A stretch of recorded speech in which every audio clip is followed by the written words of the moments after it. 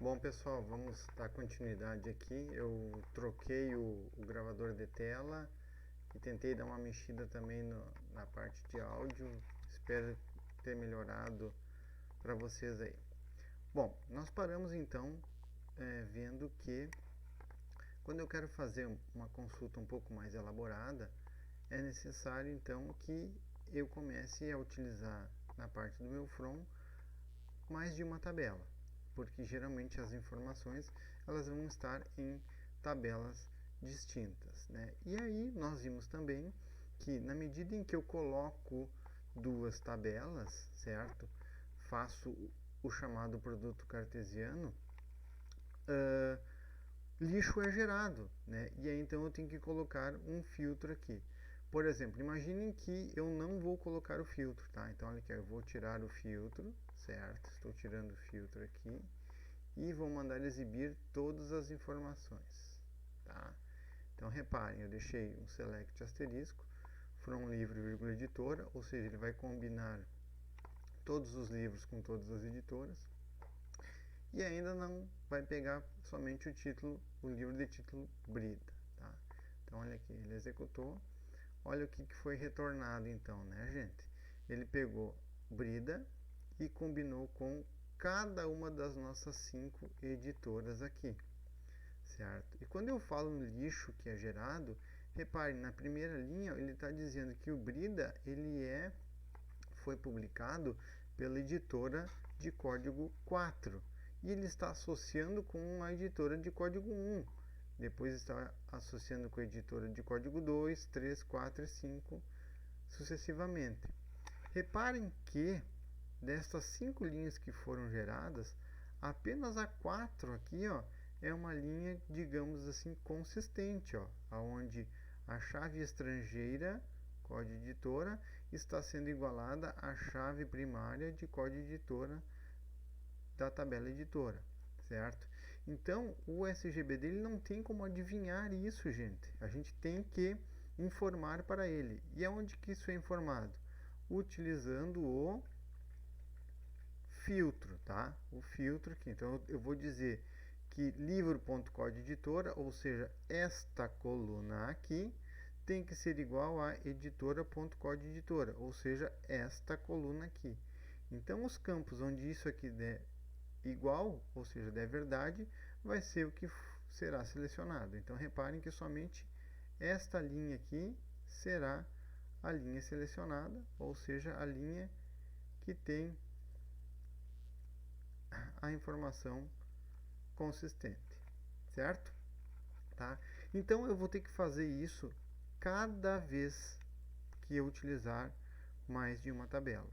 Tá? Então se eu utilizar 2, 3, 4, 5 tabelas, para cada tabela 2 a 2 eu tenho que fazer então a igualdade, ou seja, o filtro lá do produto cartesiano, certo? Muito bem. Outra coisa que é bem interessante, bem útil, né? A partir do momento em que eu começo a usar mais de uma tabela, as minhas consultas começam a ficar maiores e então eu tenho que escrever mais coisas. Uma boa ideia é eu apelidar as minhas tabelas. Assim como eu posso dar nomes para as colunas que eu estou exibindo, né, eu posso apelidar as minhas tabelas. Como é que eu faço isso, né, gente?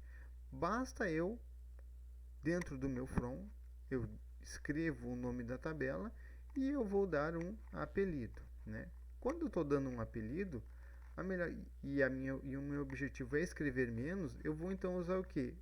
O menor número de letras possíveis, né? Então, livro a gente irá chamar de L. Assim como editora, iremos chamar de E, certo? A partir deste momento em que eu opto por usar apelidos, tá? Eu tenho que colocar apelidos sempre, né? Então, por exemplo, essa informação título aqui, ela pertence à tabela livro. Logo, eu vou ter que colocar L.título, tá? Que é o que? Uma coluna que pertence a esta tabela. E tenho que substituir tudo que era livro por pelo seu apelido, tudo que era editora pelo seu apelido. Lembrando que o SQL não é case sensitive, ou seja, tanto faz eu colocar E maiúsculo quanto E minúsculo, e tanto faz eu colocar L maiúsculo como L minúsculo. Ah, mas aqui tu deu o apelido de L maiúsculo. Não importa, gente, não importa, tá? Ele é case, não é case sensitive, certo? Diferentemente do Java e de outras linguagens aí que a gente está habituado. E aqui então, se eu quiser exibir apenas o da editora, vou até deixar em minúsculo para vocês verem como vai funcionar, tá? E asterisco, tá? Então reparem, ele vai retornar essa mesma informação que está aqui, só que sem os livros, certo? Então a gente vai executar. Ó, então ele me mostrou aqui que é a editora 4, a editora que publicou o livro de nome Brida. Reparem que nós usamos, então, aliases é o nome disso, né? Apelidos, certo? Tá? Ok? Tudo tranquilo até aí? Beleza. Uma alternativa, gente, uma alternativa para esse tipo de consulta.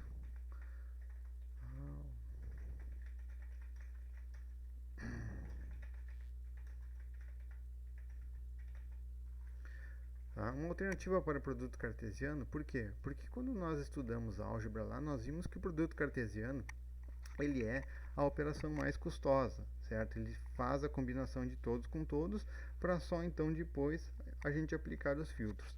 Uma alternativa muito mais eficiente para esta é eu fazer consultas aninhadas, tá? Consultas ou seja, como o próprio nome já diz, as consultas elas estão dentro de ninhos, tá? Então, olhem só, a base de uma consulta aninhada, ela é um select from e where, como sempre, tá? Só que dentro do meu where, eu terei, tá, um outro select from where, tá? Ou seja, é um select dentro de outro select, certo? Então, como é que a gente vai fazer? A minha ligação está aqui, né? A minha condição para a minha junção. Muito bem. Então, olha só.